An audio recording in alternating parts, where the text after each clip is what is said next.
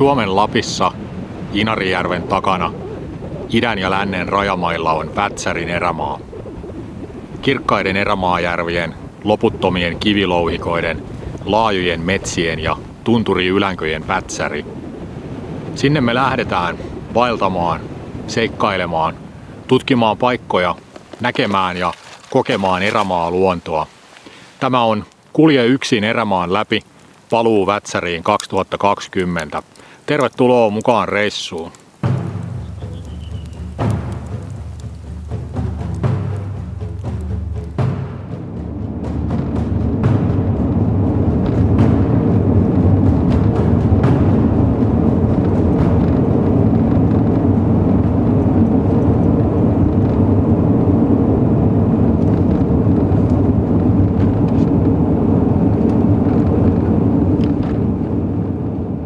Moi!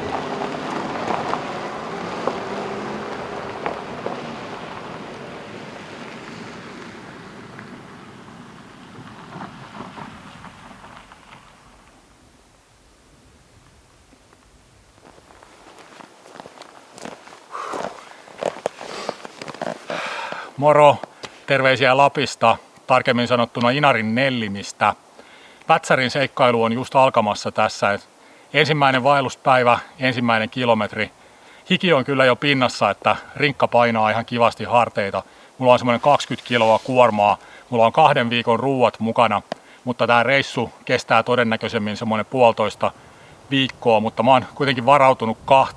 Ja kohti Vätsärin ylänköä lähdetään tästä, että viime kesänä käytiin lähellä, mutta ei ihan menty sinne saakka ja nyt otetaan revanssi sitten Vätsäristä ja mennään sinne ylänkölle. Tämä on ensin tämmöistä metsäerämaata, tämä alkupätkä täältä etelästä tullessa. Mä menen tämmöistä Piilolan polkua pitkin ensin tuonne Norjan rajalle ja sitten käännytään siitä pohjoiseen ja lähdetään kohti sitä Vätsärin ylänköä sitten. Piilolan polku on vanha talojen välinen polku täällä erämaassa, mutta se on sittemmin merkattu retkeilykäyttöön. Ja nyt ainakin ensimmäisen päivän ajan saa sitten seurailla näitä sinisiä tolppia, vaan tässä ei tarvitse sen kummemmin suunnistaa. Sitten kun siirrytään pois tästä polulta, niin se on sen jälkeen sitten pelkästään kartta- ja kompassisuunnistusta loppureissu käytännössä.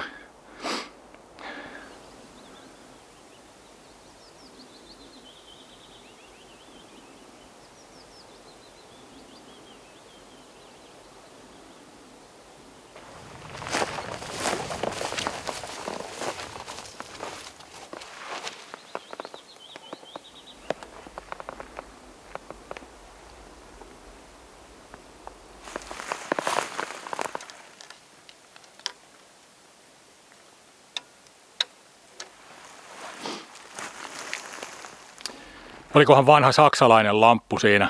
Tältä alueelta löytyy ilmeisesti paljon vanhaa sotaromua edelleen. Tämä on Kessijärvi. Vätsäriä pidetään vähän semmoisena isojen poikien ja tyttöjen vaelluskohteena, että suunnistaminen voi olla hankalaa, kun on niin rikkonaista maastoa ja pienipiirteistä maastoa. Ja kulkeminen muutenkin vaikeaa, kun niin paljon kaikkea louhikkoa ja missään ei ole tasasta kohtaa. Kyllä mä silti aion täällä ihan hyvin pärjätä, vaikka en mikään vanhan liiton eräjorma olekaan. Että silloin viime elokuussa tehtiin vähän niin kuin tiedusteluretki. Käytiin Routasen kurulla ja kuljettiin sitä ikivanhaa Ruijan polkua. Niin siinä sai hyvät maistiaiset Vätsäristä ja nyt mennään sitten ytimeen. Viimeksi mä suunnistin kepsillä. Nyt mulla ei ole sitä edes mukana, että nyt mennään pelkästään kartalla ja kompassilla. Että asetin semmoisen haasteen itselleni.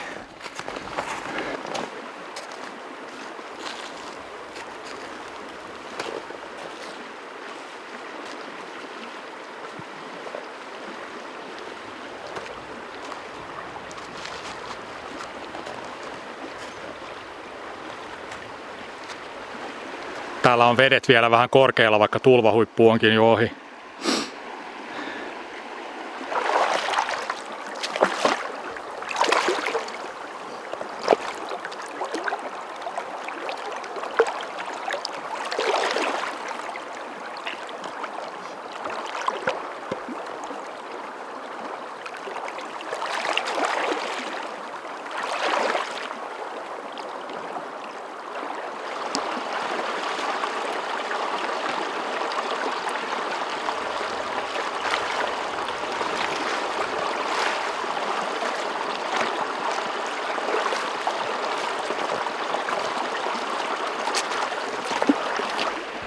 Mä en ole varma, oliko tuosta pitkästä ja raskaasta kepistä enemmän haittaa vai hyötyä, mutta ensimmäisen kahluukohdan yli tultu joka tapauksessa. Ja kylläpä tuntui hyvältä saada jalat viileeseen veteen. Todella hyvältä.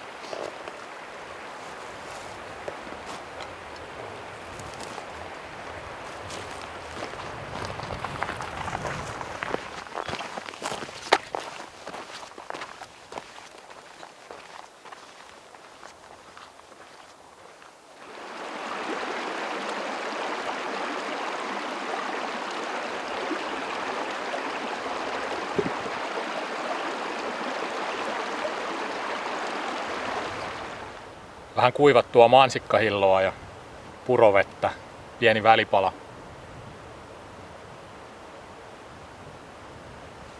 Nyt tulee juotua kyllä ihan hullun lailla, kun on niin kuuma.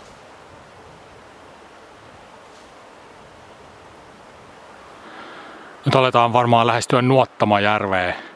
Siellä pitäisi olla joku laavupaikka. Se olisi mahdollisesti ensimmäinen yöpaikka.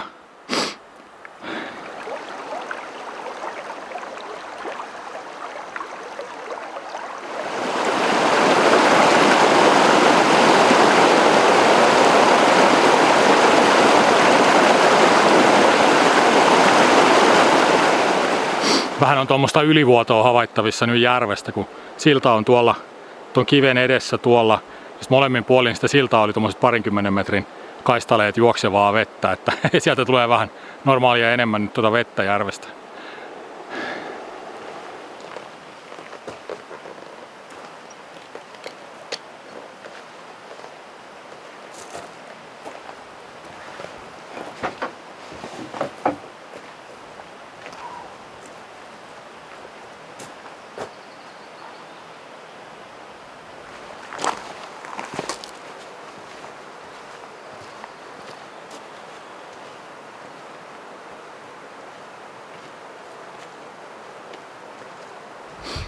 Kaunista on.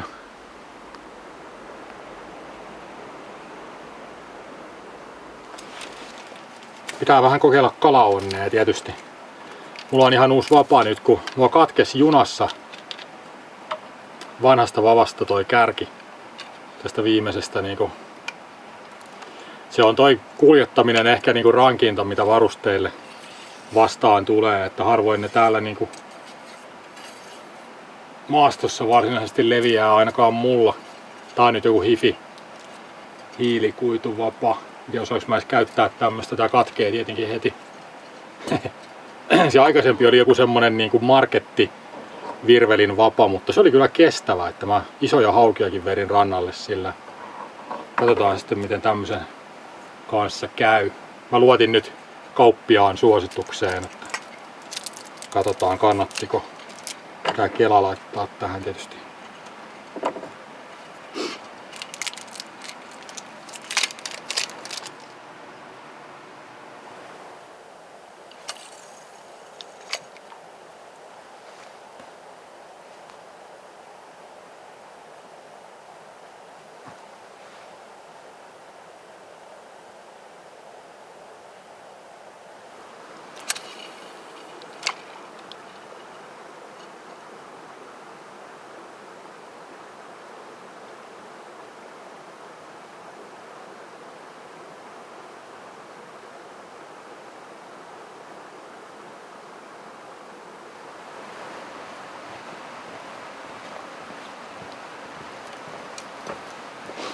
No eipä tullut kalaa. Se on kyllä harmi, olisi ollut hauska paistaa ensimmäisen vaelluspäivän ja illan kunniaksi joku kala, mutta täytyy sitten syödä lihakeittoa tai jotakin muuta kuivamuonaa. Tulet pitää nyt laittaa joka tapauksessa heti. Täällä ei olekaan kirvestä. Joku on varmaan tarvinnut sen itselleen.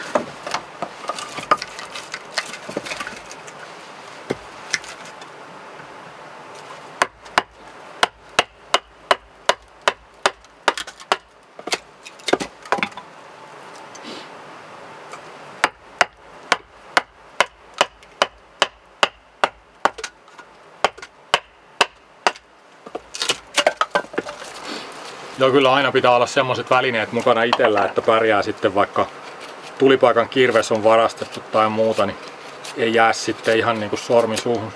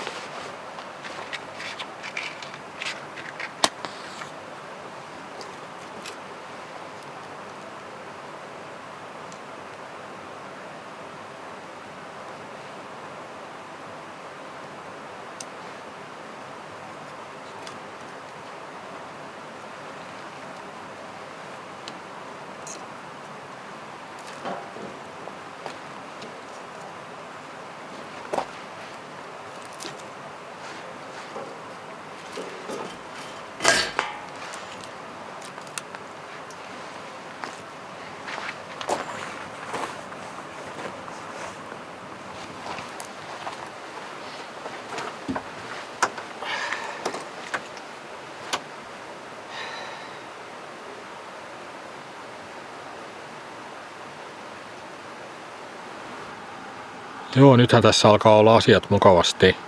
Mulla on tuossa kuppi iltakahvia, kattilassa on jauhelihaa, papuja, sekavihanneksia, sitten siellä on lihaliemikuutio, valkosipulirouhetta, 1 laakerinlehti. Mä ajattelin nukkua tässä Kodan laverilla. Tuossa kävi 3 kalamiestä soutuveneellä ja mä sain niiltä pari tuommoista isoa ahventa ja ne vaan ei ollut ihan vakuuttuneita, että onko noin vielä hyviä syötäväksi, ja mä en ota nyt kyllä mitään riskiä. Itse asiassa päätin just, että mä juon tuota vettä jo tosi paljon suoraan tuosta vesistöstä ja siinä on tietysti aina pieni riski, että saa jonkun pikku taudin sieltä, niin mä en ota nyt sitä riskiä lisäksi, että olisi pilaantunutta kalaa tai jotakin. Laitan noin kyllä pois. Tosi sääli, koska komeita isoja ahvenia ne on.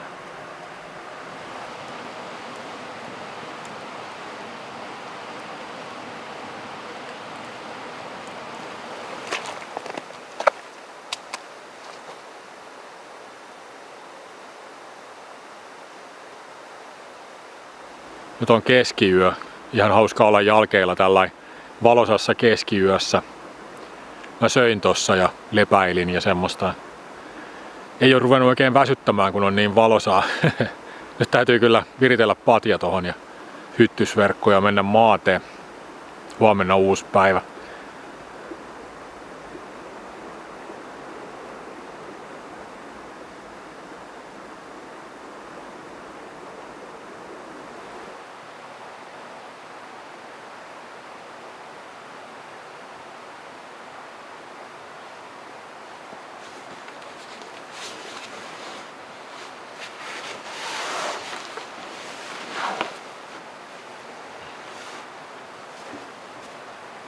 Mä heräsin vähän ennen 10 ja rupesin siinä hiljalleen touhuamaan aamutoimia.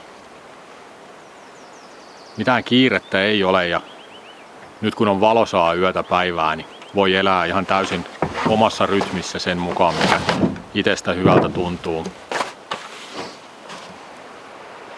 Kyllähän tässä alkaa jo päästä heti kiinni semmoiseen vaellustunnelmaan ja vaelluselämään, että nyt kun on näin kaunis ilma vielä, niin ulkona oleminen on tietysti tosi helppoa ja miellyttävää, ei ole mitään huolta mistään. Ja tänään piti itse asiassa olla sadepäivä ennusteiden mukaan, mutta ei kyllä haittaa, vaikka se vaihtuikin tämmöiseksi aurinkoiseksi päiväksi.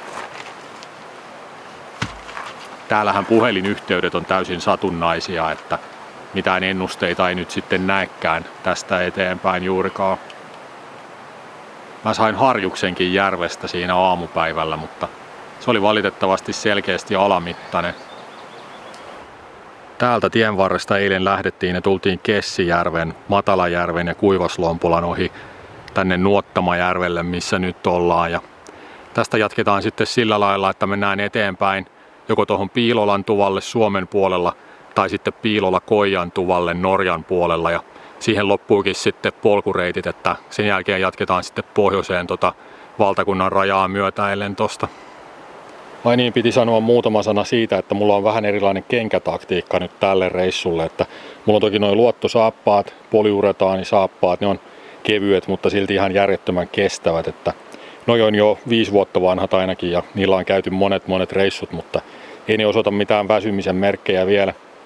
Niihin on tommoset pohjalliset, missä on pieni pehmustus kantapään ja päkiän alla, mutta ei paljon, että tykkään semmosesta niin kuin kovemmasta kävelytuntumasta.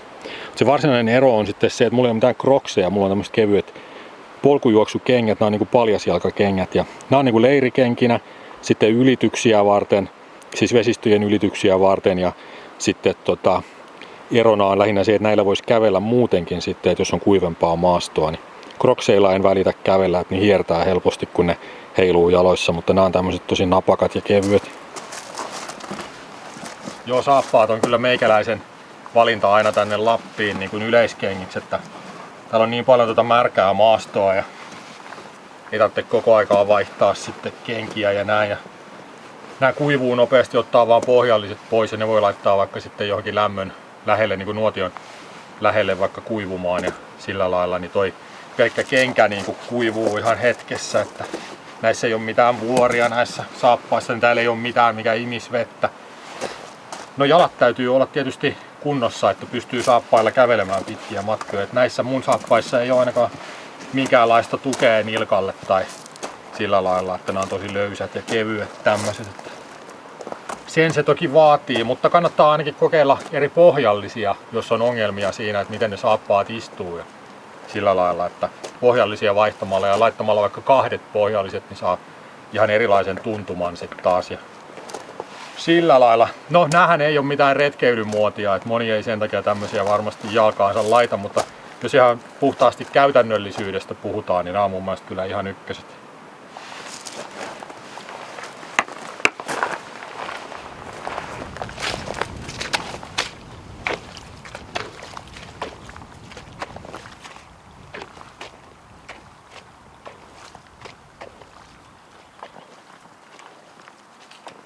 No niin, Vätsärin iltavuoro lähtee liikkeelle. Lompsi taas sen alkuun tuohon Piilolan autiotuvalle 6,5 kilsan päähän ja katsotaan, että mikä meininki siellä on ja näin. Mua vähän houkuttaisi tehdä tämmönen kevyempi päivä tästä päivästä. Katsotaan. Hei Nuottamajärvi. Hauska oli käydä. Kalan oisit voinut antaa. Tai siis annoithan sä. Täällä ei juokseva vesi kesken lopu. Mahtaisikohan saappaan varsin just riittää, kun menis tosta suunnilleen. Vois kokeilla.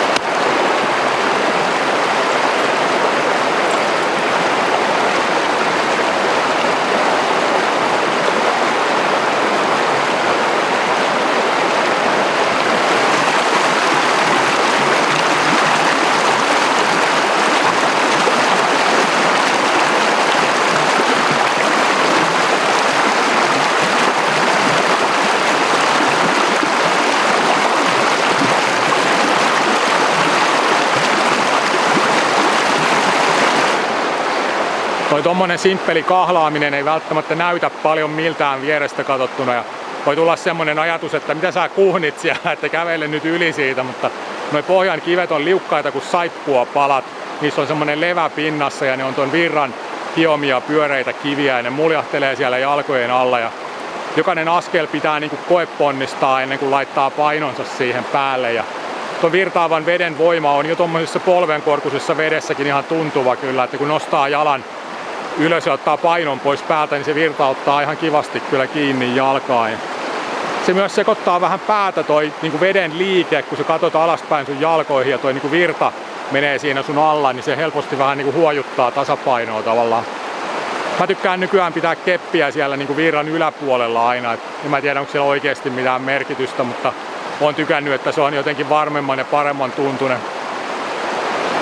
Toi Rinkan lantiovyöhän pitäisi olla aina auki, kun tekee tommosia ylityksiä tai menee jotain riippusiltoja tai tämmösiä. Että jos kumminkin käy se haaveri ja kaatuu tai putoo veteen, niin se on todella ikävä tilanne muutenkin tommosen painon kanssa. Ja saati sitten, että jos kaikki rensselit on kiinni, niin siinä voi henki jopa lähteä. Tai ainakin on kuullut, että UKK:ssa joku olisi hukkunut matalaan veteen sen takia, että äkillisesti kaatu rinkkaselässä ja kurja tilanne. Siinä kun hätäpäissään vetää keuhkoihin vettä, niin se voi olla siinä.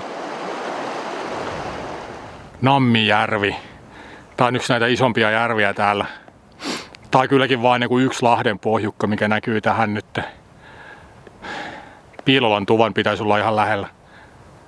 Hiljaiselta vaikuttaa, eikä ainakaan savun hajuotuu. Ei taida olla ketään täällä.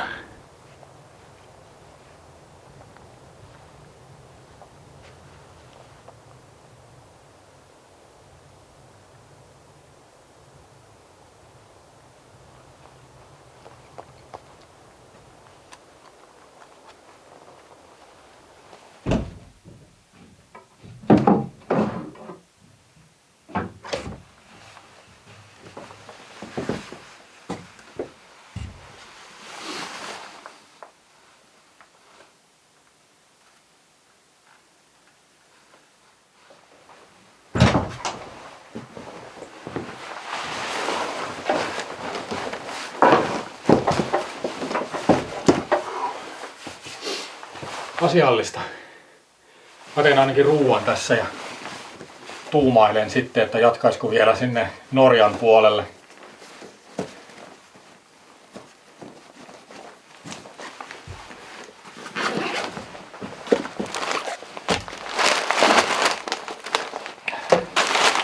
Italian pataa.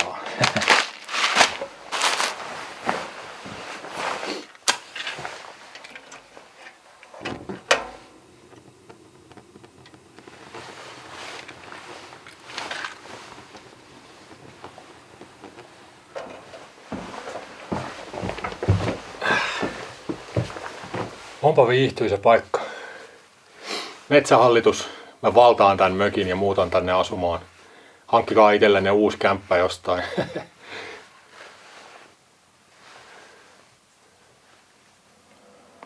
Jahas, täällähän on oltu ihan justiin. Itse asiassa täällä on oltu joka päivä nyt tästä niin kuin muutama päivä taaksepäin. Ja kaikki eri porukoita. Matkalla Nammivaaralle ja Inarinjärven rantaan.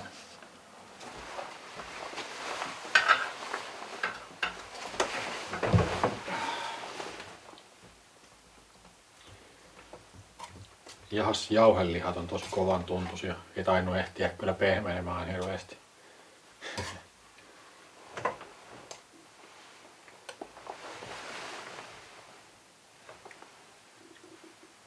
Onpas mausteista.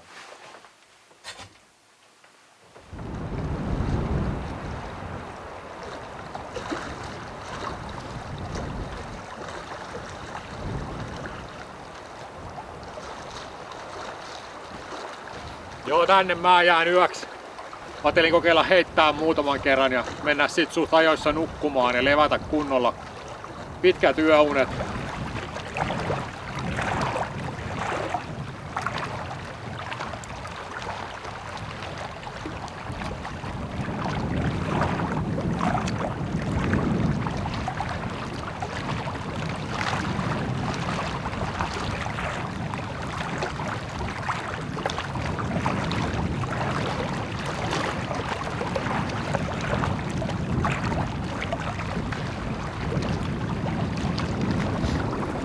Se onkin vähän viileämpi ilta tänään. Tuuli puhaltaa todella purevasti.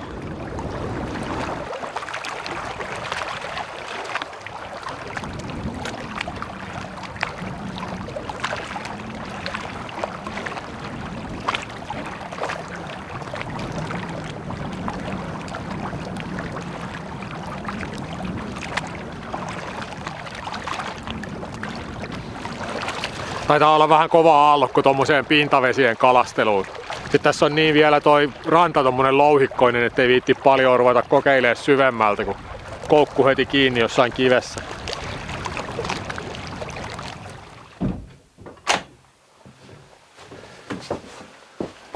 Wow. Tää on tätä Suomen Lappia ja Suomen kesää. Aamulla pyörin pelkissä kalsareissa siellä edellisellä paikalla, kun oli niin lämmin. Ja nyt ei meinaa untuva takkikaan riittää.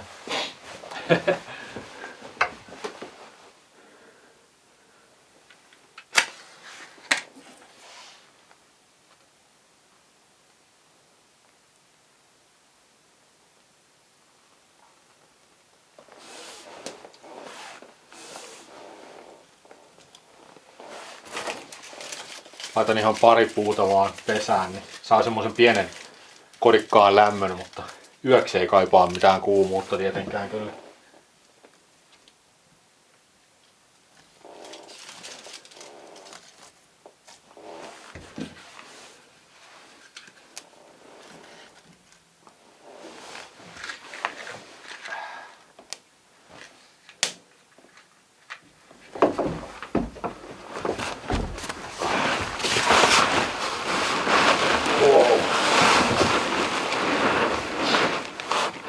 No on täällä nyt aika lämmin kyllä.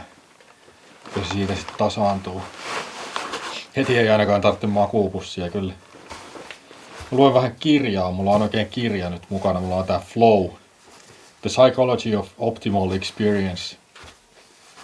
Se tyyppihän omisti elämänsä niin kuin ihmisten onnellisuuden tutkimiselle ja se kehitti sen flown teoriaa. Se tarkoittaa tietysti sitä mielentilaa, kun sä uppoudut johonkin tekemiseen niin, että ajantaju häviää ja sä oot tosi niin kuin syventynyt siihen juttuun ja sillä lailla, mutta sitten myös laajemmin elämässä, niin kuin, että pitää olla sopivasti haasteita ja sillä lailla, jotta elämä on niin kuin mielekästä ja näin. Se on tosi mielenkiintoista luettavaa. Tai kyllä mä oon joskus suomeksi lukenut tämän ennen, siitä on kyllä kauan aikaa. Nyt mulla on tää englanninkielisenä, kun se on kuitenkin se autenttinen kieli tässä, niin haluan lukasta sen tolla lailla.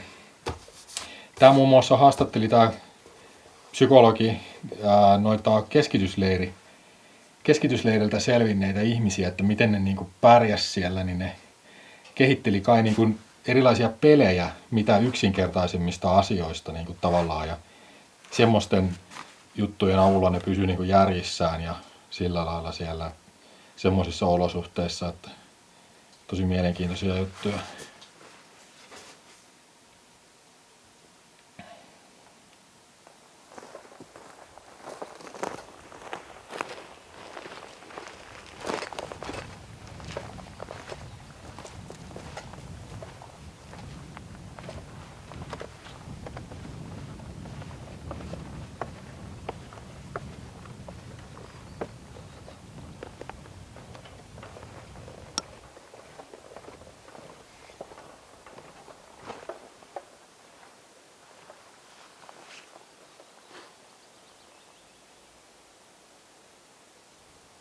Nyt tultiin kuulkaa Norjaan ja Skandinaavian puolelle.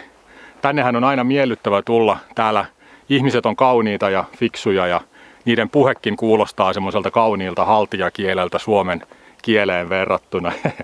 Ne on varakkaita ja ne elää yltäkylläistä elämää, mistä me voidaan vaan haaveilla. Käydään katsomassa toi norjalainen autiotupa Piilola Koija, mikä on tuossa lähellä. Vilkaistaan minkälainen se on ennen kuin jatketaan sitten pohjoiseen Kapperijärville päin.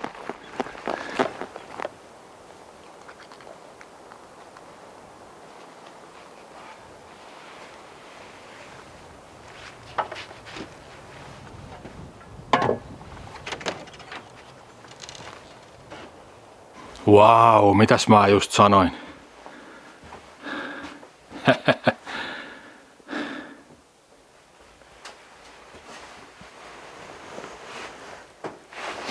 Kattokaa nyt tätä kamiinaakin.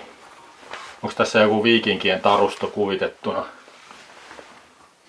Vielä kun sais kahvivettä jostain. Pitääkö ottaa tommosesta suolätäköstä?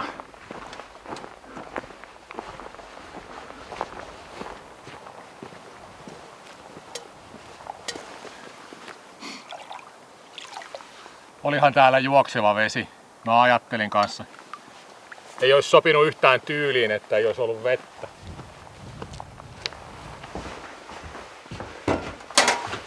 Suomalaisessa kaasuhellassa on 2 levyä, niin Norjassa on totta kai 3. Ja tulitikut vieressä. Jaha, onko kaasu?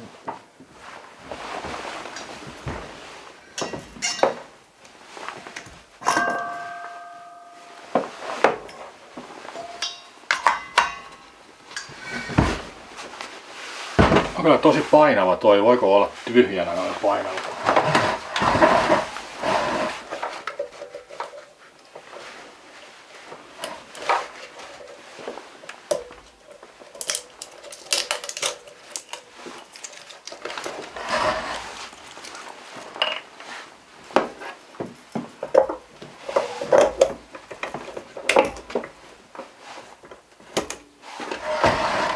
Lähtisiköhän nyt?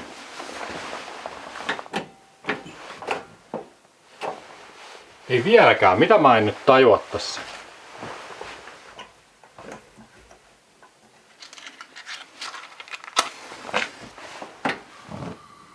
No niin, lähtihän se.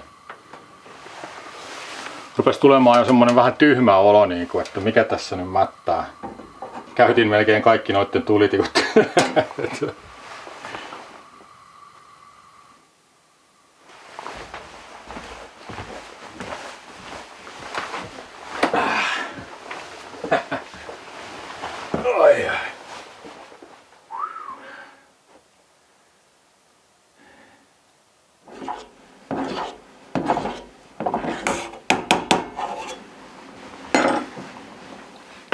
Mä oon itse asiassa DNA-testin mukaan perimältäni 37% skandinaavi. Tämähän on vähän niin kuin kotiin tulisi sitten siinä tapauksessa, jos semmoinen testi on luotettava, mä en tiedä. Ja tulokset oli 45% suomalainen, 37% skandinaavi, sitten oli 12% Baltia, mitäs muuta siellä oli. Sitten oli jotain pikkurippeitä jopa jostain Uzbekistanista, että munkin esi-isät on vissiin ollut kovia vaeltelemaan.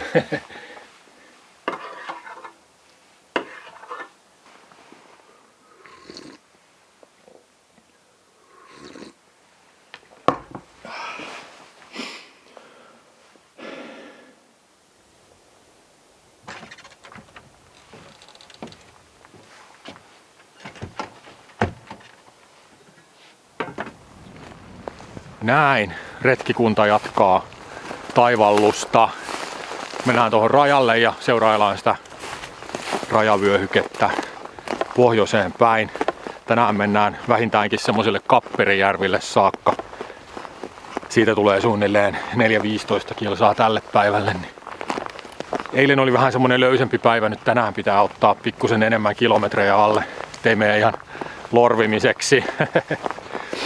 Tossa ennen kuin sitten aikanaan päädytään sinne Vätsärin ylängölle, niin siinä välissä on semmoinen Mellalompolon järvi ja siellä on niin kuin hieno harju, semmoinen pitkä soraharju, niin sinne mennään tuossa välissä. Siinä on seuraavien 2-3 päivän kohteet.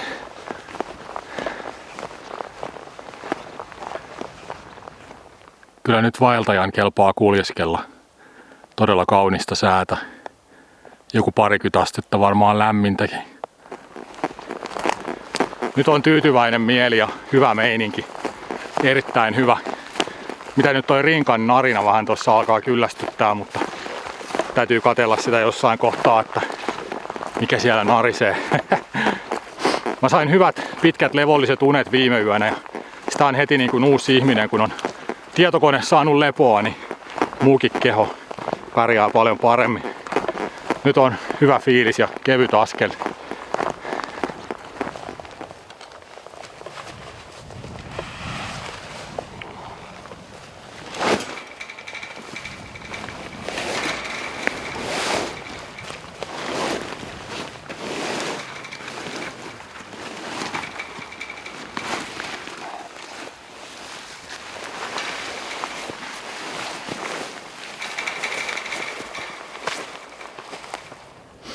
Tulin sittenkin vielä Norjan puolelle hetkeksi ainakin, kun tuossa edessä tulee semmoiset järvet ja suot, että taitaa olla paljon helpompi mennä tätä puolta aitaa niistä ohi.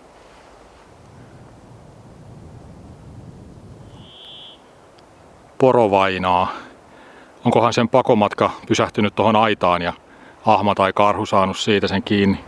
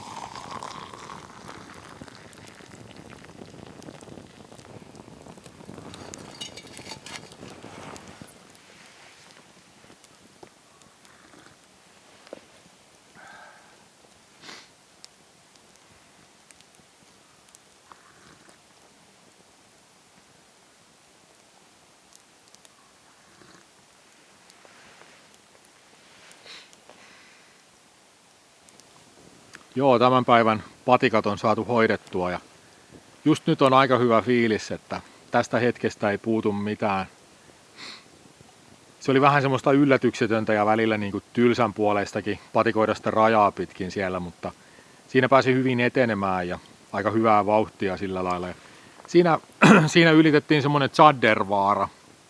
Sieltä päältä oli kyllä hyvät näkymät itään päin tonne, kun siinä on niin kuin Kaistalle Norjaa edessä. Ja sitten on tietysti Venäjä siellä takana ja siellä oli hienoja tuntureita ja jotain semmoista, niinku, missä oli kylkeen rakennettu jotakin. Mä en tiedä mitäköhän toimintaa siellä. Siellä niinku paljaalla silmällä ei erottanut, että mitä rakennuksia ne oli tai näin, mutta yllättävän korkealla jotenkin niinku tunturissa mun mielestä näytti olevan jotakin rakennuksia ja näin. Tänne Kapperijärville tosiaan nyt sitten tulin tänään ja tästä on hyvä jatkaa sitten huomenna matkaa ja sinne Vätsärin Ylängölle on ainakin 2 päivän matka vielä. Et huomenna ei päästä vielä edes sinne Mellalompololle, missä on se harju varmaankaan. Se tietysti vähän riippuu, miten sit innostuu tai miten laiskottaa, mutta täytyy sitä huomenna sitten katsoa. Mä en ainakaan odota pääseväni huomenna vielä sinne harjulle edes. Että tässä tulee jonkun verran kilometrejä tällä reissulla jo.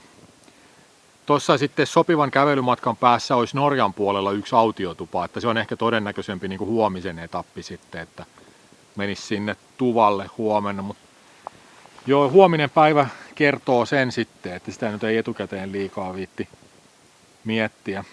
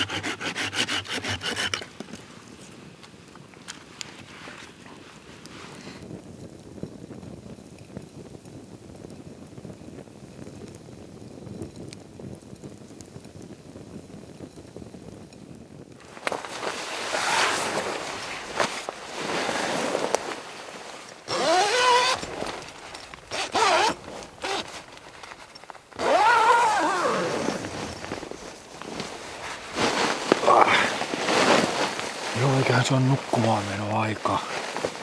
Kello on jotakin 11:30 vissiin täällä. Salakavalasti menee myöhäiseen aina, kun on ihan niinku päivänvalo koko ajan.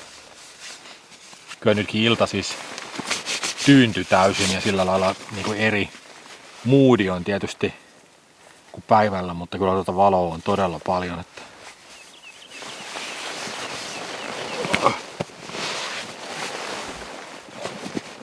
haisevat saappaat tähän viereen, niin on hyvä nukkua. Ja mä niitä kyllä tonne ulkopuolellekaan voi jättää.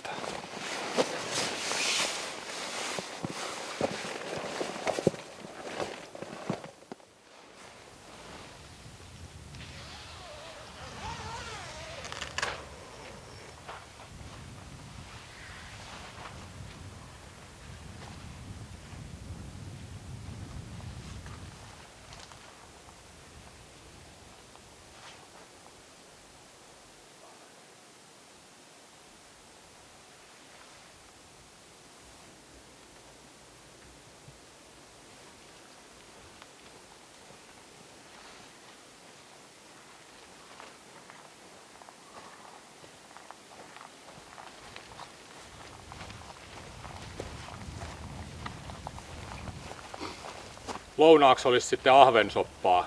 Yes.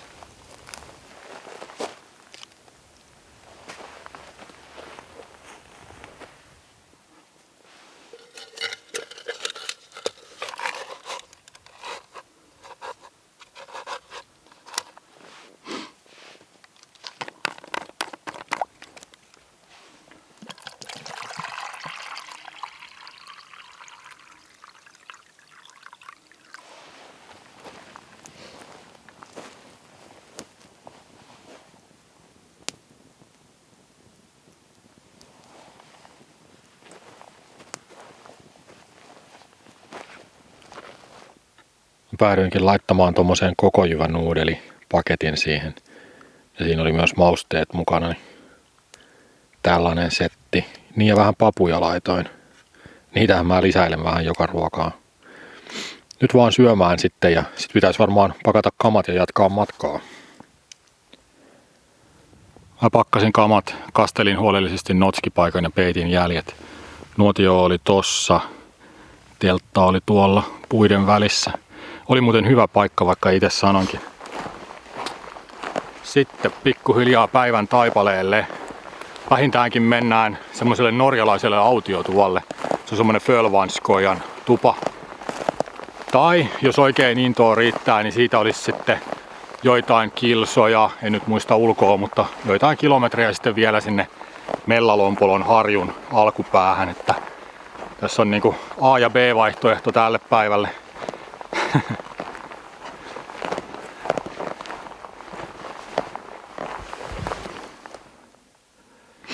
Tuolla näkyy tuommoisena kapeana viiruna järvi tuolla edessä, niin sen täytyy olla se Fjölvatnet, se järvi mihin ollaan menossa. Siinä eteläpäässä on autiotupa.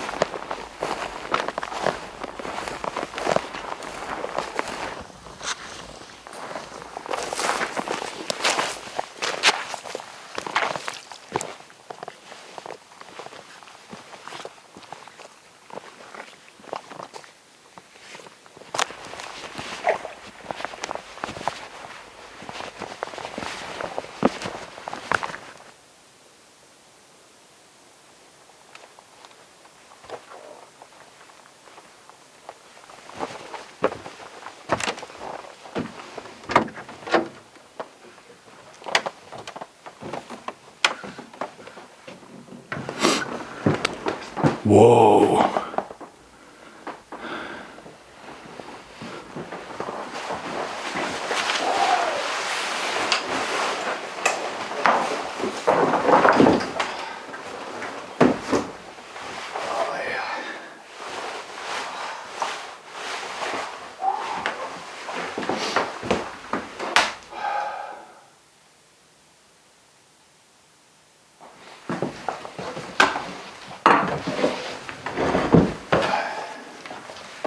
Joo, Norjan matkailu jatkuu. Silloin liikkeelle lähtiessä mä ajattelin vielä, että mulla on tosiaan 2 vaihtoehtoa mihin mä menen, mutta sitten siinä kävellessä aika nopeasti kumminkin päätin, että tänne tulen. Ja kyllä mua kiinnosti myös tämä niin norjalainen autiotupameininki, että se oli aika erikoinen se piilolako ja jollain tapaa, mutta tämä on tavanomaisempi sitten jo, ettei näytä niin erilaiselta.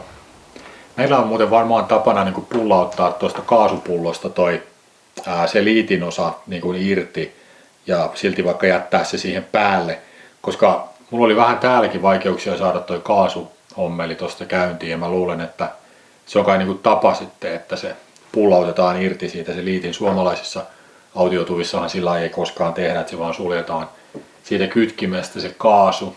Näin mä ainakin olen päätellyt tässä nyt.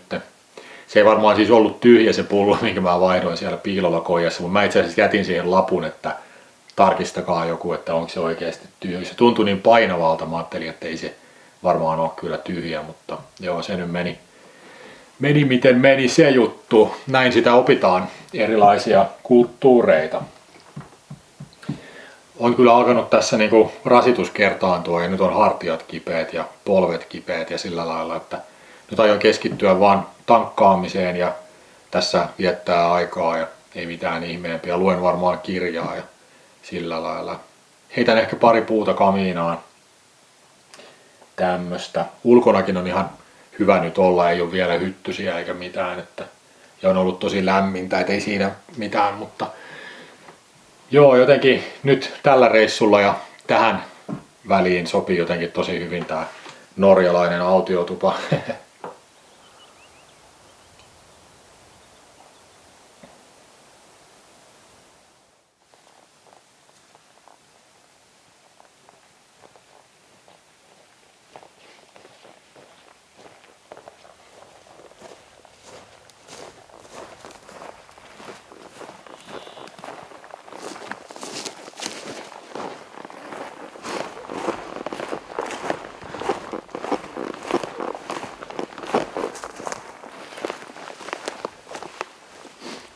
Siitä se nyt alkaa Mellalompolon harju.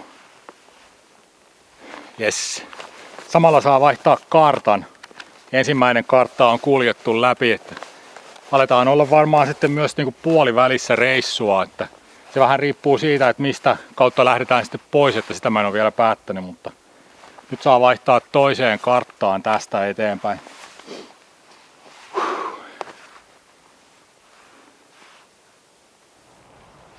Mä suunnistin tänne järveltä toiselle ja sehän ei täällä ole kovin vaikeaa, kun näitä riittää todella paljon näitä järviä täällä. Tälläkään ei vissiin edes ollut mitään nimeä vielä, että tämmöisiä tosi isojakin järviä voi olla nimettömiä, kun ei ole pidetty tärkeänä nimen antamista niin pienelle vesistölle vissiin sitten. Joo, kompassilla vaan katsoo ilmansuunnat ja kartasta maamerkit sinne suuntaan, mihin pitäisi mennä ja sitten kävelee maamerkiltä toiselle ja homma toimii ihan hyvin. Mä arvelinkin, että täällä varmaan menee jonkunmoinen polkujälki ja siitähän se lähtee tonne harjulle päin sitten, että tää on kiinnostunut monia muitakin varmasti tää paikka.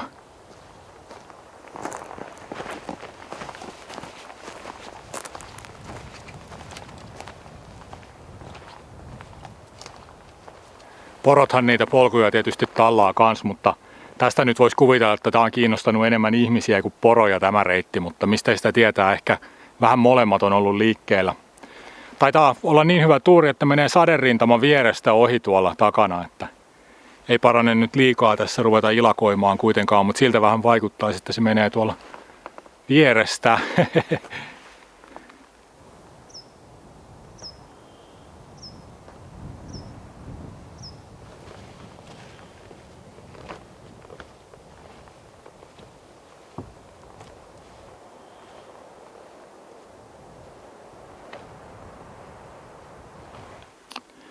Siellä on tommonen hieno lampi. Mä oon itse asiassa ajatellut aina, että toi vesi vaan heijastaa sitä ympäröivän metsän vihreyttä, mutta ainakin toi näyttää ihan siltä, että siellä pohjassa on jotain vihertävää. Hienoja näkymiä avautuu puiden välistä.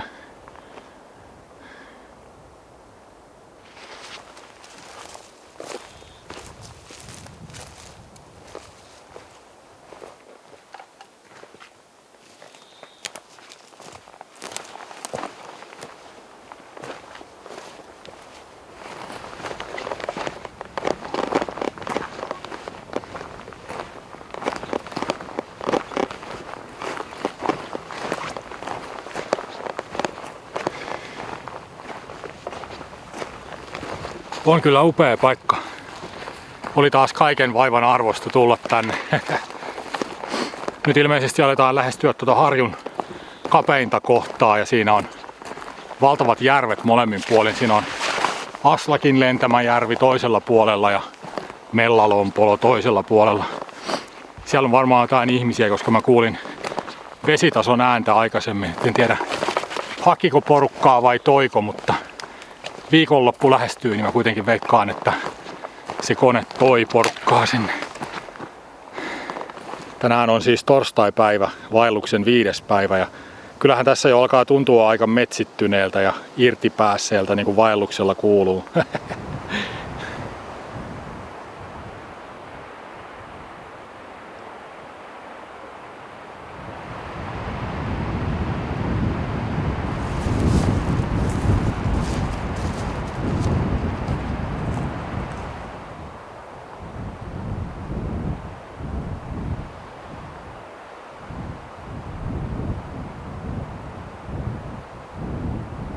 No nyt on semmoset järvet, että on viittitty oikein nimetkin antaa. Tää on Mellalompolo ja selän takana Harjukannaksen toisella puolella on Aslakin lentämä järvi, samanmoinen iso järvi. Siellä on tuommoista hyvännäköistä leirimaastoa tuolla ihan rannassa. Pitäisiköhän laittaa sinne leiri pystyyn. Ei siellä ketään ole. Mä katsoin siis kauempaa, että siinä olisi ollut jotain ihmisten tavaroita. Ihan selkeästi mielestäni näin semmosia niinku kasassa olevia tavaroita, vähän niin kuin olisi purettu justiin koneesta tavaroita tuohon. Mieli tekee vähän teppusia välillä. Tai mielikuvitus täydentää, mitä se niin kuin luulee näkevänsä. Tämmönen vähän vakiintuneempi leiripaikka löytyi. Pieni hiekkaranta ja kaikkea.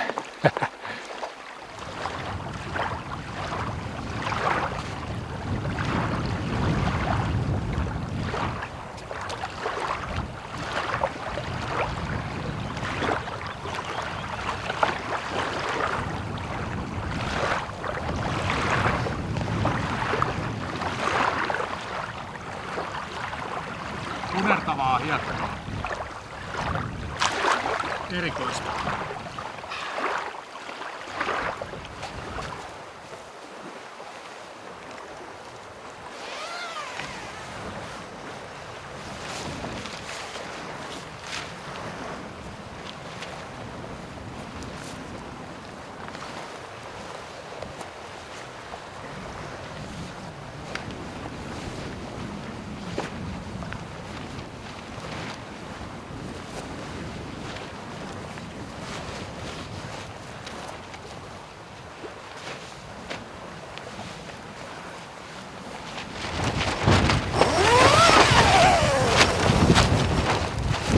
Tuli testattua vähän tämmöistä tuulisen kelin pystytystä tässä myöskin.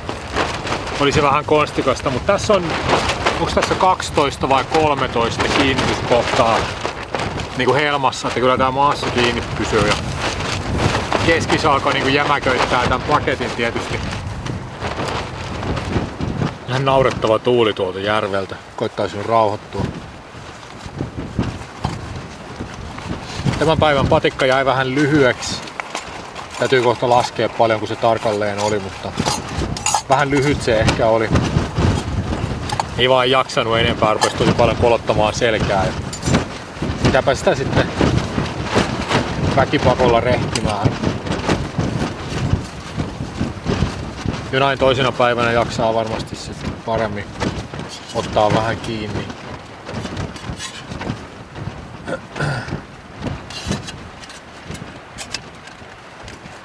Hirveen nälkäkin on, mutta kohtahan sitä saa ruokaa sitten.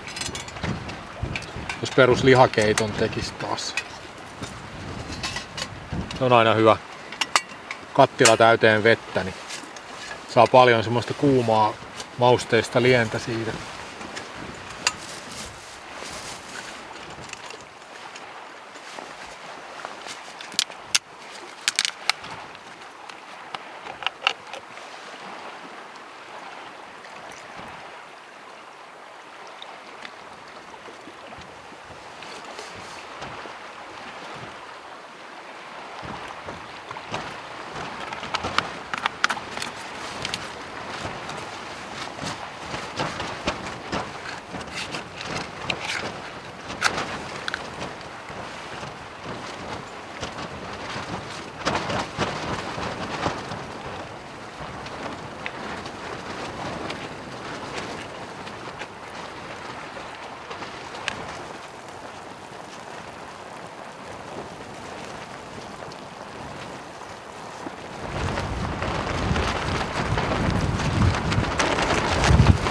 Ei toi tuuli kyllä näytä mitään laantumismerkkejä, että pikemminkin päinvastoin vissiin.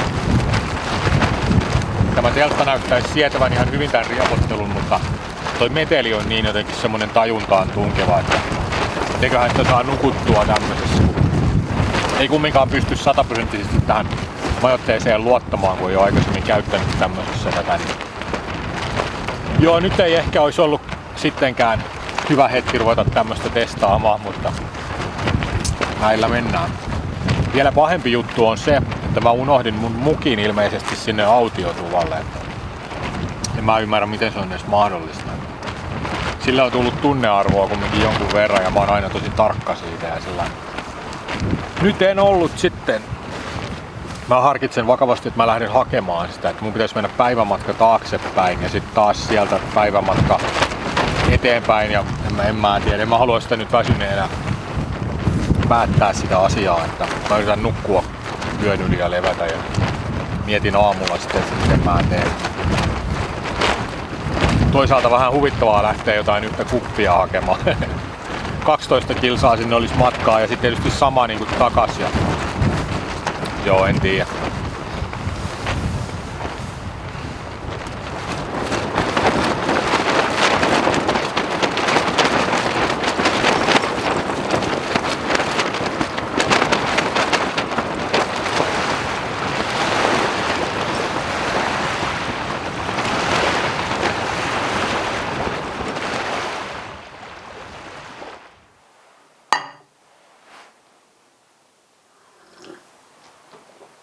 En tiedä uskonko itsekään ihan täysin todeksi, mutta mä todella tulin hakemaan ton mukin, niin siihen liittyy semmoiset tapahtumat siellä Mellalompolossa, kun mä sain unen päästä sitten kiinni, mutta säpsähdin hereille jonkun ajan päästä ja se tuuli oli vaan niin kuin yltynyt ja ne puuskatuulet oli todella kovia ja meteli siellä teltassa oli aivan järkyttävä ja mä ajattelin, että mun on pakko siirtää tää leiri, et eihän tästä tule yhtään mitään ja kiukuttelin siinä mielessäni sitä asiaa, että miksi mä jäin siihen, kun mä olin aikaisemmin ajatellut, että harjun toisella puolella tietysti olisi varmasti ollut hyvinkin tyyntä ja näin.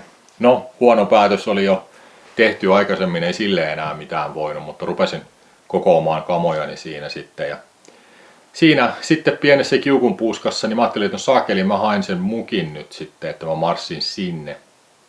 Ja kävelin yhtä soittoa yöllä 3,5 tuntia. Kävelin pysähtymättä tänne 12 kilometriä.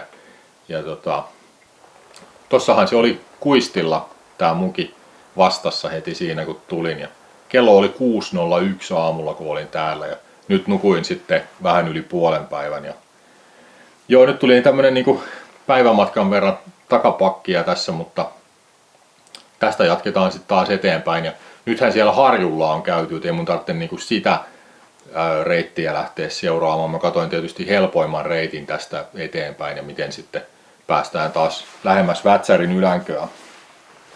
Nyt ollaan siis täällä Fölvanskojan tuolla, mistä kerran jo lähdettiin. Tässä tuvalla on tämmöistä pilvistä ja tuulista, mutta tuolla pohjoisempana kyllä näyttäisi pilvet laahaavan maata, että vettä varmasti tulee. Se on täällä Lapissa hauska, kun näkee niin kaukaa noita, että etelämpänä on tottunut siihen, että jos näet sadepilven reunan, niin kohta jo kastuu todennäköisesti, mutta täällä se saderintama näkyy jo kaukaa ja se voi olla menossa johonkin ihan eri suuntaan kuin mikä se oma sijainti on. Sitten vaan paremmalla onnella eteenpäin ja nyt on kaikki kamatkin mukana ja lähdetään taapertamaan sitten Surnujärven suuntaan. Se olisi semmoinen selkeä seuraava etappi ja Surnupään tunturi siinä vieressä.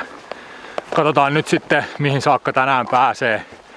Viime yön marssi ei tunnu jaloissa hiukan yllättäenkin, että ihan hyvällä meiningillä tästä lähtee liikkeelle. No nyt viimeistään on mukilla sitten paljon tunnearvoa ja mä mietin, että pitäisikö siihen kaiverruttaa joku teksti tästä, joku Fölvanskoja 2020 tai joku vastaava muisto tästä jutusta.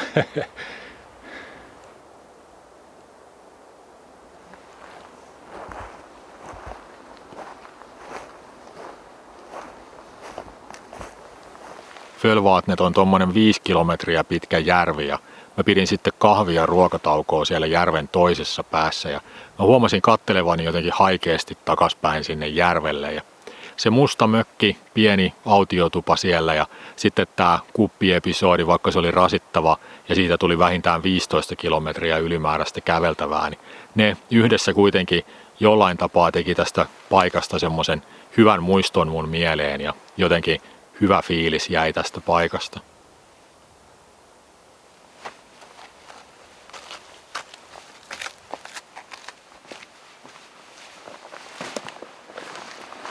Nyt on harharetkikilometrit tavallaan nollattu, että ton mäen alle mä tulin aamuyöllä, suunnistin sieltä Aslakin Lentämäjärveltä ja tulin sitten tohon ja lähdin siitä sitten rajaa seuraten kohti sitä Fölvanskojen autiotupaa. Nyt mennään taas reissua eteenpäin sitten. Tää on niin tätä Vätsäriä taas, vettä ja kiviä. Just nyt ei ole suota, mutta se on myös hyvin olennainen elementti täällä.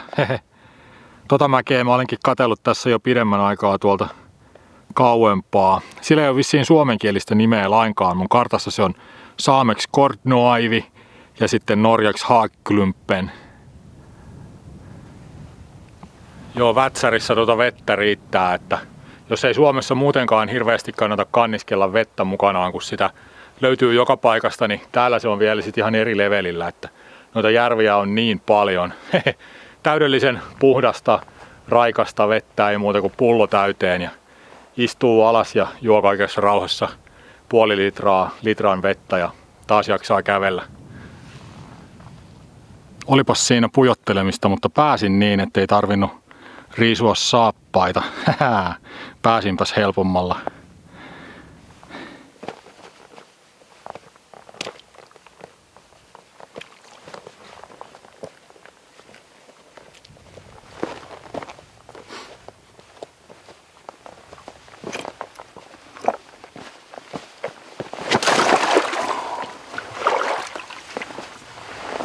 Pientä kompurointia vaan, ei mitään ongelmaa.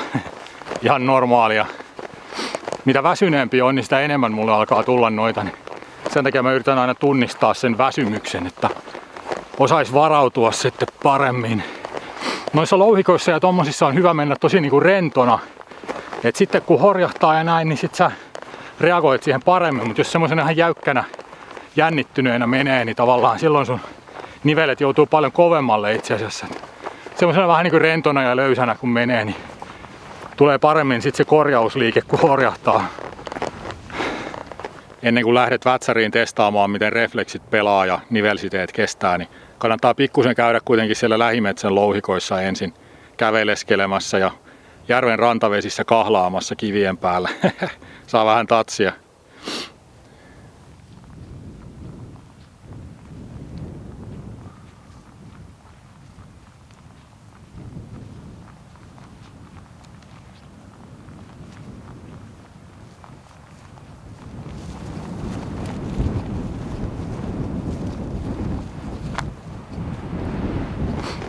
Kortnoaivi.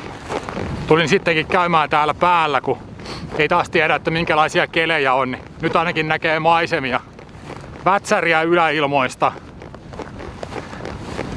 Tuolla näkyy eilisen maisemia. Mellalompolo.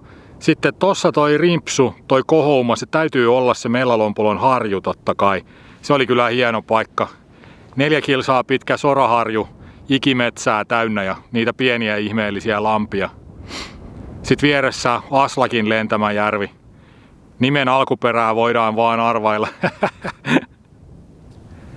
Sehän on suorastaan viattoman näköistä metsäerämaata täältä katsottuna, kun metsä piilottaa kaikki ne louhikot, mutta lähdepä tonne kävelemään, niin totuus kyllä paljastuu hyvin äkkiä. No sitten pohjoiseen päin näkymiä. Tossa täytyy olla surnupäät, noi ensimmäiset. Tossa ja tostahan se Vätsärin ylänköalue sitten niin kuin alkaa. Mä oon puhunut varmaan ristiin rastiin tässä sekä niin kuin Vätsärin ylängöstä sekä tästä koko erämaa-alueesta, koska siis tää erämaa-alue on saanut nimensä Vätsärin ylängöltä. Itäänpäin on jylhän näköistä. Tossahan on kaistalle Norjaa ensin ja sitten alkaa Venäjä. Olisiko noin vielä Norjassa kuitenkin noi tunturit? Jos mä nyt oikein ymmärsin kartasta, niin toi pitkulainen vesistö tuolla on joku lahti ja se on niinku se raja, että siitä alkaisi Venäjä sitten jo. Eli noikin tunturit olisi sen mukaan sitten Venäjän puolella. Siinäpä se on idän ja lännen raja. Maailma jakautuu aika jyrkästi eri alueisiin ja tossa on yksi melko tiukka raja.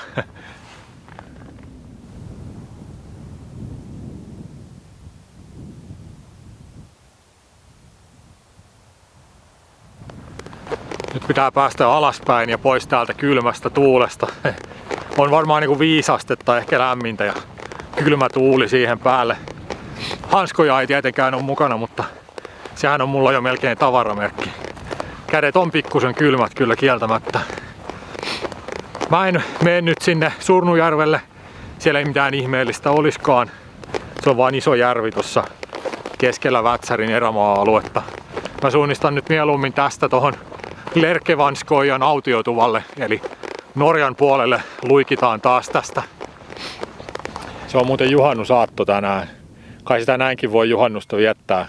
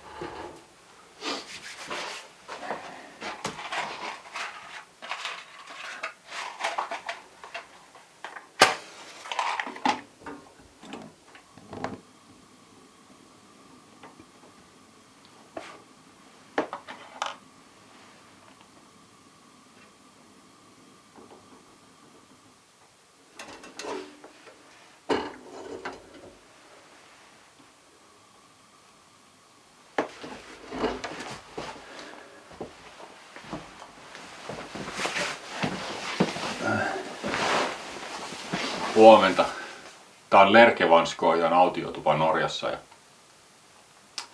hauska punainen pieni mökki tämmöisessä isossa tunturikoivikossa. Järvi vieressä tietysti. Olin 1 yöllä täällä ja siinä sitten keittelin kaakaot vaan ja menin nukkumaan. Oli kyllä kuuma ensin, kun mä laitoin pari puuta kamiinaan ja tämmönen pieni mökki, niin tähän lämpei tietysti ihan hetkessä, että tosi kuuma oli, piti tuulettaa, että sai vähän lämpöä alas ja sillä lailla. Mulla oli vaan peittona makuupussi tossa koko yön sitten, että niin lämpimänä pysyi kuitenkin tää paikka.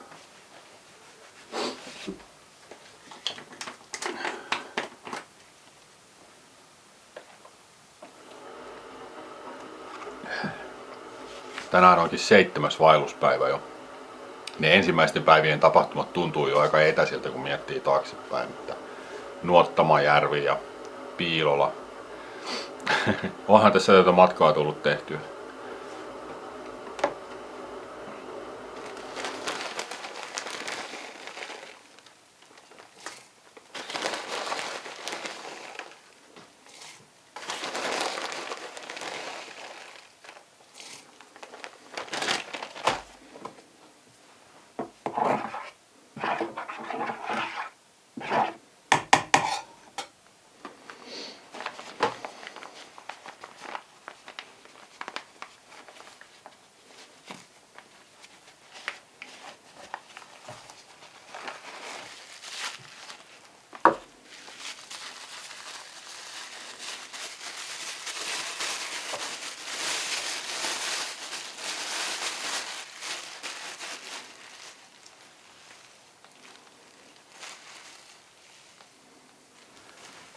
aamukahvit. Kyllä, kiitos.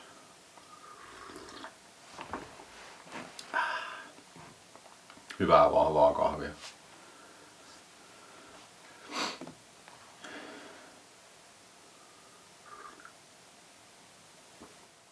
Eipä ole paljon muita ihmisiä näkynyt tällä reissulla.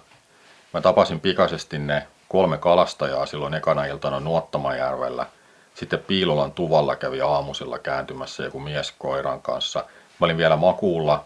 Se kävi siinä ovella. Sitten se jäi tuvan ulkopuolelle keittelemään jotakin ja oli jo jatkanut matkaa sitten siinä vaiheessa, kun mä nousin, että ihan vaan silloin äkkiseltään niin kuin näin. Ja ei mulla taas olisi mitään sitä vastaan, että tapaisi muitakin vaeltajia, että olen tavannut ihan huikeita tyyppejä vuosien varrella vaelluksilla ja niiltä kokeneilta kulkijoilta joskus tippuu semmosia pikku kullan jyväsiä, semmosia tiedon murusia, että joku vaikka näyttää kartalta, että käypäs tuolla joskus tai onko kulkenut tuota väliä tai näin. Ja mulla jää semmoiset niin kuin heti mieleen, mulla on jotenkin semmoinen vastaanottavainen mieli niin kuin tämmöisille. Että mulla on nytkin muistissa niin kuin UKK:sta yksi paikka, mikä täytyy käydä tutkimassa ja on sen just tällä tavalla niin kuin saanut tietooni ja näin, että tosi mielenkiintoista.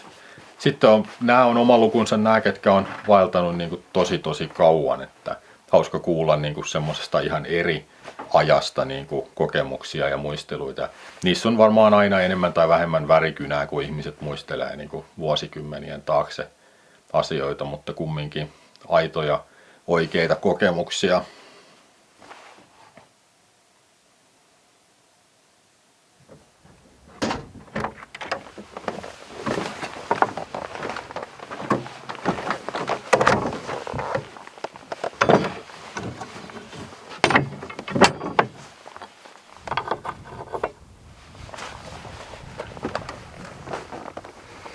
Kiitoksia majoituksesta, pieni punainen tupa.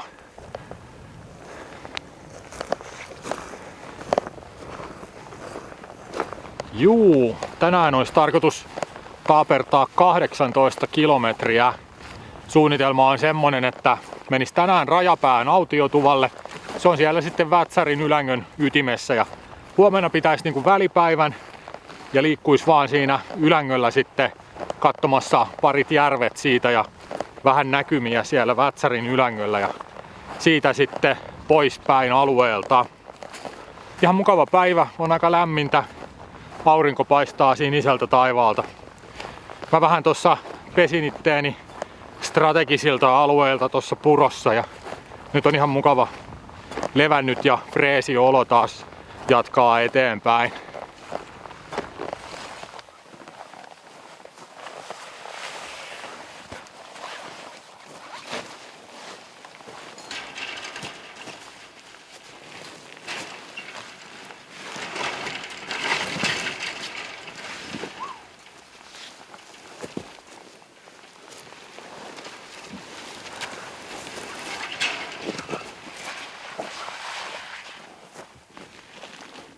Tehtävä etsi kivi Vätsäristä, aikaa 1 nanosekunti.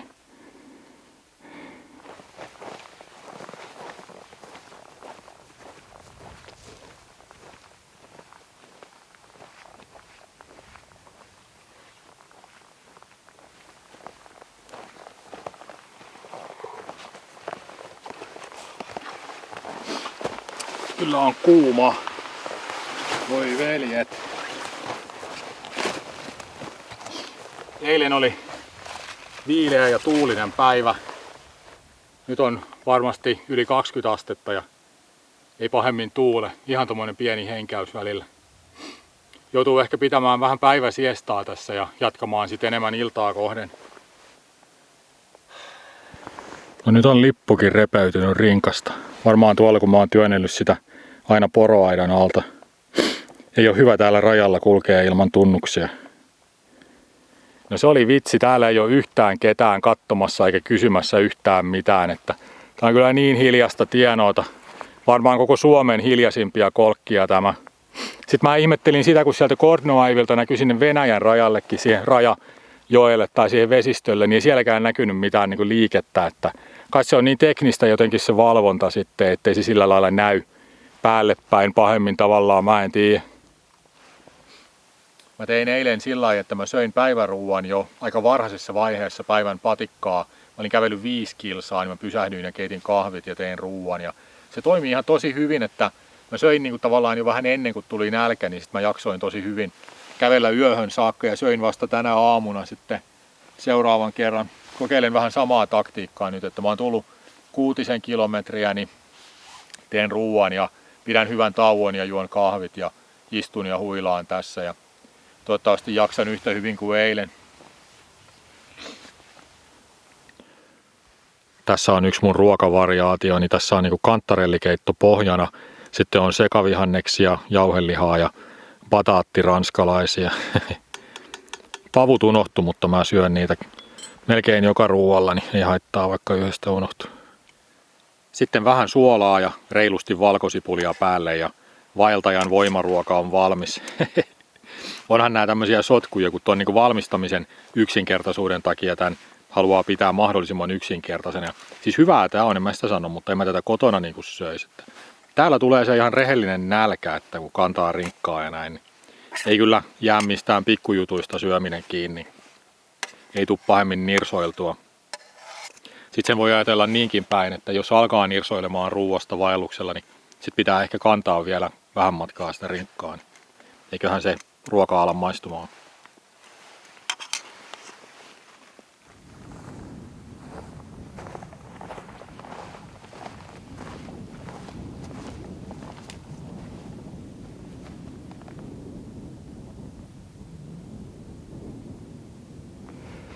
Sielläpä se nyt sitten on, Vätsärin Ylängön ydin. Noi kaikki mäet tuolla. Ton mä tiedän varmaksi, se on toi Rajapään tunturi, se taitaa olla korkein näistä. Sitten tossa on noita mäkiä, mä en ole nyt varma niiden etäisyyksistä, mutta siellä on ainakin Äälisselkä, Njargavääri ja tämmösiä sitten tossa. Ja tuolla lännessä näkyy sitten pitkänä toi Surnujärvi. Ei kyllä haittaa yhtään, että tulin täältä ylämaitten kautta, kun täältä näkee näin hyvin ympärillensä, että alkuperäinen plääni oli mennä tuon Surnun rantoja pitkin, eikä sekään varmasti huono olisi ollut, mutta ehkä joskus toista sitten sinne.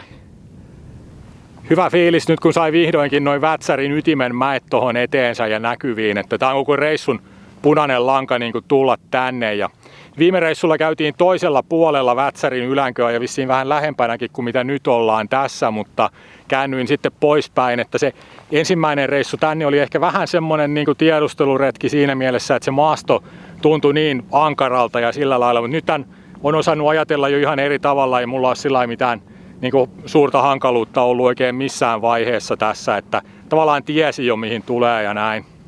Nyt seuraavaksi sitten mä kävelen vielä reilu 6 kilsaa Rajapään tuvalle ja sitten katson, että mikä meininki siellä on. Mahdollisuuksien mukaan on siinä yötä tai sitten jossain siinä lähellä, mutta kumminkin. Ja huomenna sitten kierrellään ilman rinkkaa tuolla Vätsärin Ylängöllä ja käydään muun muassa siellä Rajapään tunturin päällä. Se nyt ei ole mikään luontoretkeilyn helmi, mutta tuolta Rajapään tunturilta pitäisi näkyä sitten Nikkelin kaupunki Venäjällä. Se on vanha suomalainen kaivoskaupunki, joka on jäänyt rajan taakse sotien myötä. Ja siellä on kaivostoimintaa ja se on yksi semmoinen saastepesäke täällä pohjoisessa, että siitä on semmoinen läppä, että Norjassa tulee sateenvarjoon reikiä, kun nikkelin pikkupäästöt sataa taivaalta alas. Semmoinen kummajainen.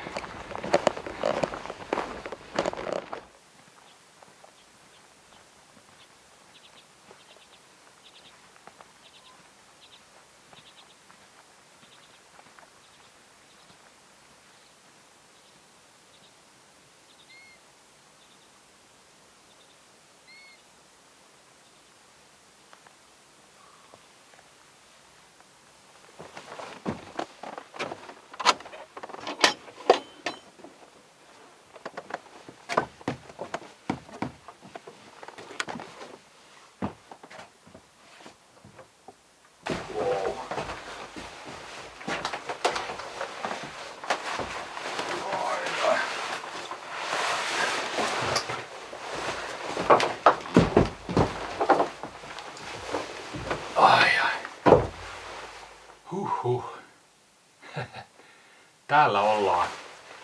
Rajapään autiotupa.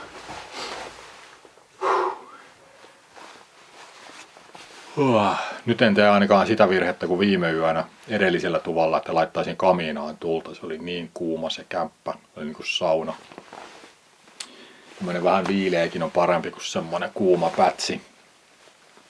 Täytyy kyllä sanoa, että mä olen ollut ihan tyytyväinen mun kartanlukutaitoon. Mä löysin tän aika helposti. Tietysti ihan melkein päivän valossa, vaikka on yö, että kun on näin valosa aika vuodesta, mutta kuitenkin.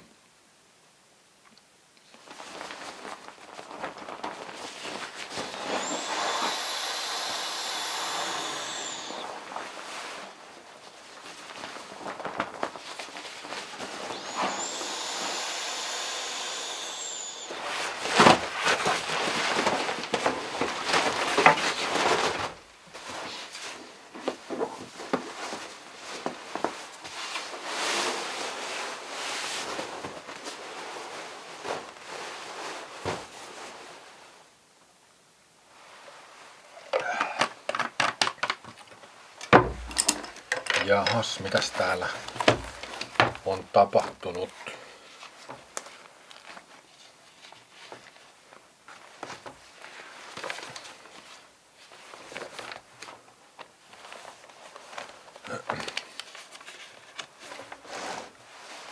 No eipä ole ollut kyllä ruuhkaa, jos tosiaan kaikki on kirjoittanut. Täällä on 10-11.6. Toi on niin kuin jo aikaa sitten.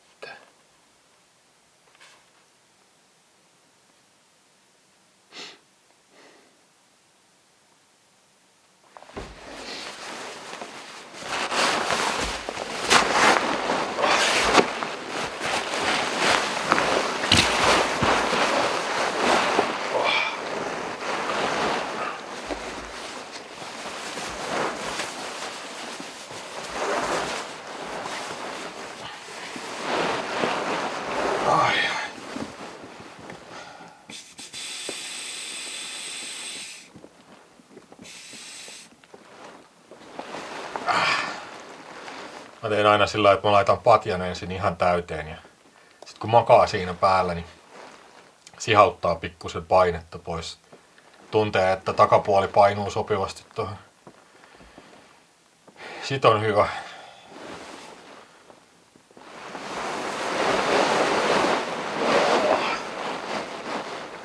Eikös siinä aurinko jo nousee, mutta täytyy nukkua. Hyvää yötä.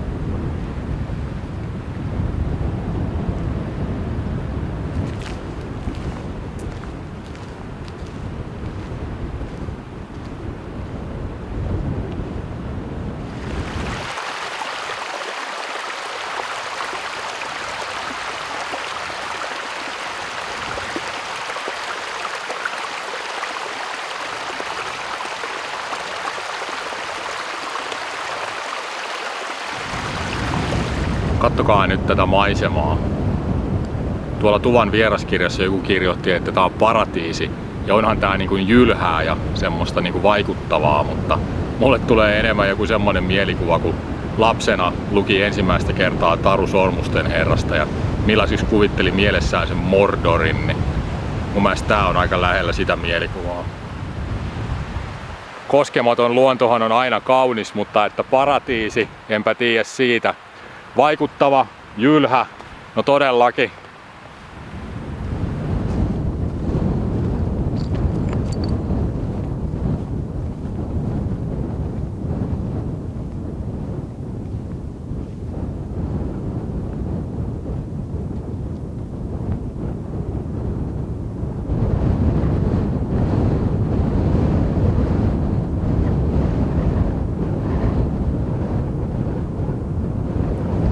Rajapään huipulla ollaan. Hienoa maisemaa joka suuntaan. Mä kyllä ajattelin, että Jäämeri olisi ehkä näkynyt tästä, mutta en mä ainakaan nyt saa selvää. Toi on kyllä tosi tumma ja tommonen sinertävä nyt toi horisontti, että en mä tiedä erottuisiko se sieltä. No tuolla idässä näkyy sitten toi Nikkelin kaivoskaupunki. Siellä se työntää ilosanomaansa taivaalle nytkin, aikamoista savua näkyy tulevan. Mä oon käsittänyt, että päätös sen kaivostoiminnan lopettamisesta on jo tehty, että se loppuu kai sitten suht lähitulevaisuudessa. Ja siinä on semmonen kaupunki ympärillä, ei se varmaan mihinkään häviä sieltä kyllä. Se on vanha suomalainen kaupunki, toi on noin kuin meidän entistä maata tossa toi niin sanottu toinen käsivarsi.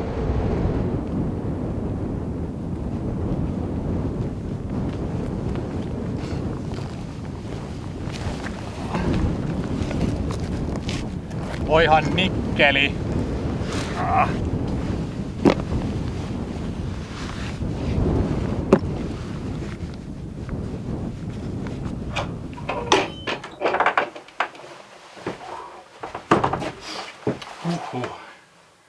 Semmonen päiväretki. Se oli 6 kilsaa niin kuin suoraan kartalta mitattuna, mutta kyllä tuolla maastossa tulee mutkiteltua varmaan jonkun verran enemmän.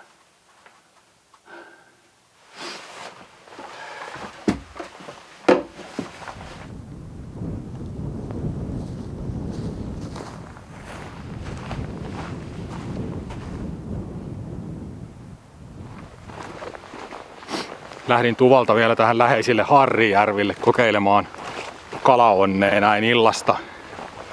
Söin siinä ja otin pitkät levot siinä, lepäilin ja taisin hetkeksi torkahtaakin.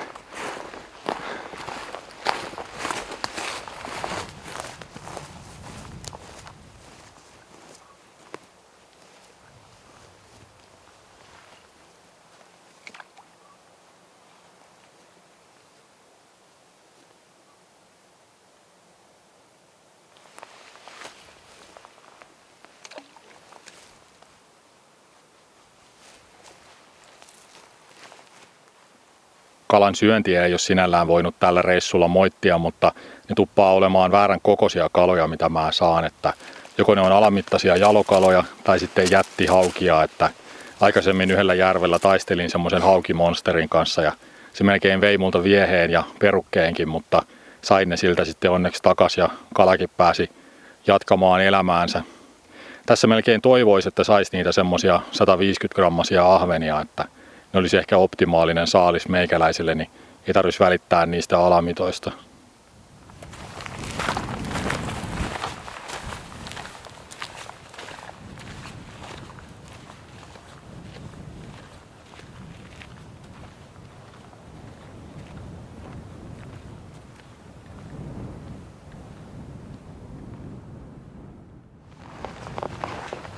Se on vaelluksen 9. päivä nyt sitten. Rajapään autiotupa jäi tonne taakse ja 2 yötä tosiaan viivyin siinä. Oli mukava tupa, mukava paikka, ei muita ihmisiä. Ja mä itse asiassa mietin tossa, niin mä oon Piilolassa viimeksi nähnyt ihmisen, eli siitä on nyt sitten jo viikko aikaa. Eli ei nyt varsinaisesti mitään ruuhkaa täällä ole. Poistumispaikaksi on valikoitunut Näätämö. Sinne on 26 kilometriä ja 1 maastoyö on siis todennäköisesti edessä vielä. Ellen sit saa jotain ihan hullun puuskaa ja kävelle sitä 26 nyt ennen huomisaamua, mutta se on kyllä aika epätodennäköistä.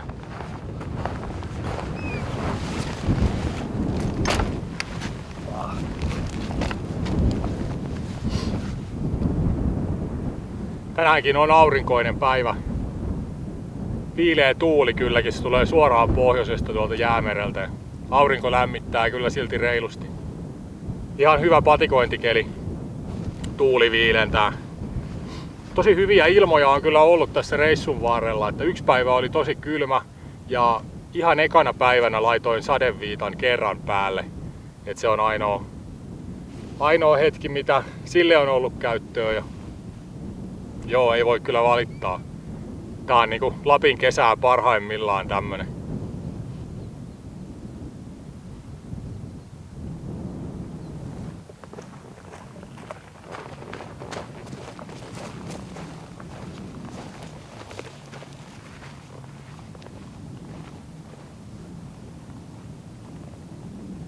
Routasen kuru. Onpahan hieno palata näihin maisemiin. Viimeksi mentiin tuota toista reunaa tuolla, nyt mennään itäpuolella. Tajusinkohan mä viimeksi edes, että täällä toisella puolella on näin korkea harjanne. Täältä on nimittäin ihan poskettoman hienon näköistä tonne toiselle puolelle. Aivan mahtava paikka.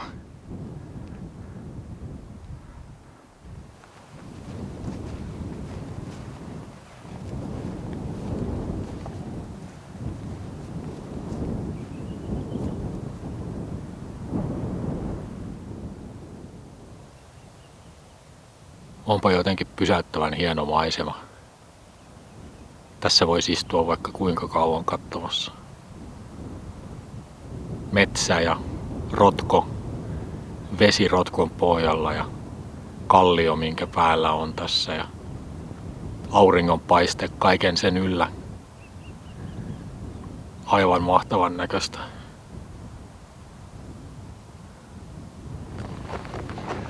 No siinä oli tommonen oikein kunnollinen leukalattiaan tyyppinen hetki. Toi matka, minkä oli niinku kulkenut tohon ja kaikki se tavallaan se, mitä tässä reissun aikana on tapahtunut ja näin. Ja sit se tavallaan jotenkin, en mä tiedä, sitten ne palaset vaan niinku putoaa paikalleen ja tulee joku tommonen niinku, mikä vetää ihan sanattomaksi. Joo.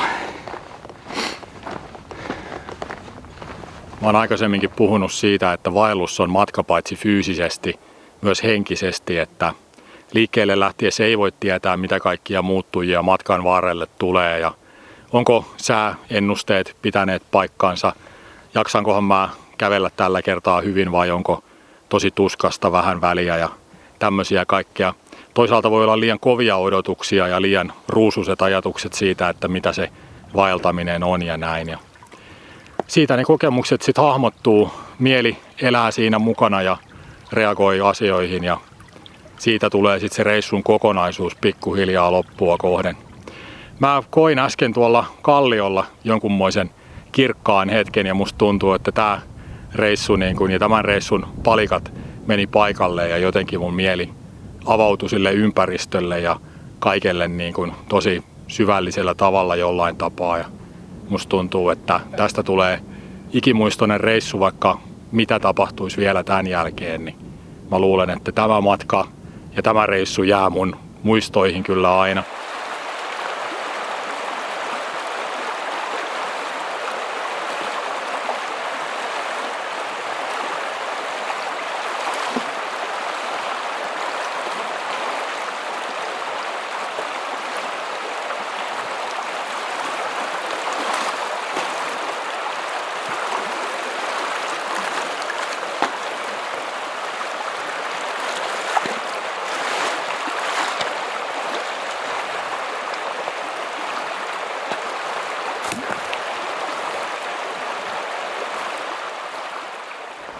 Nyt oli vähän enemmän vettä Uutuanjoessa kuin viime reissulla.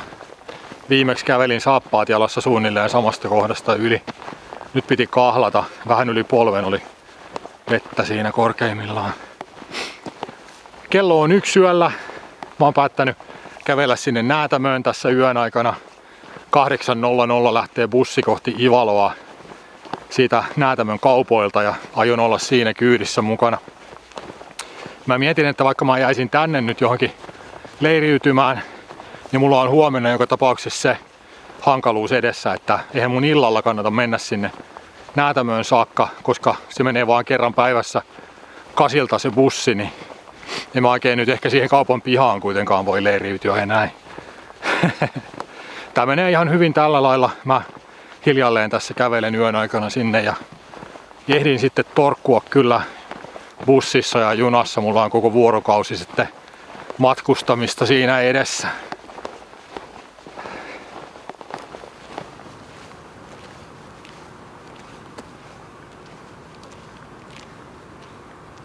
Hiljasta on Näätämössä, mutta tänne saakka on päästy ja kello on 5:30 aamulla. Mulla on tässä 2,5 tuntia aikaa ennen kuin bussi tulee. Vois hakea vielä Näätämöjoesta vettä ja keittää vielä viimeiset reissukahvit. Mutta tämä reissu päättyy tänne Pohjolan perimmäiseen nurkkaan ja minä kiitän seurasta. seuraavassa videossa jatketaan. Morjens!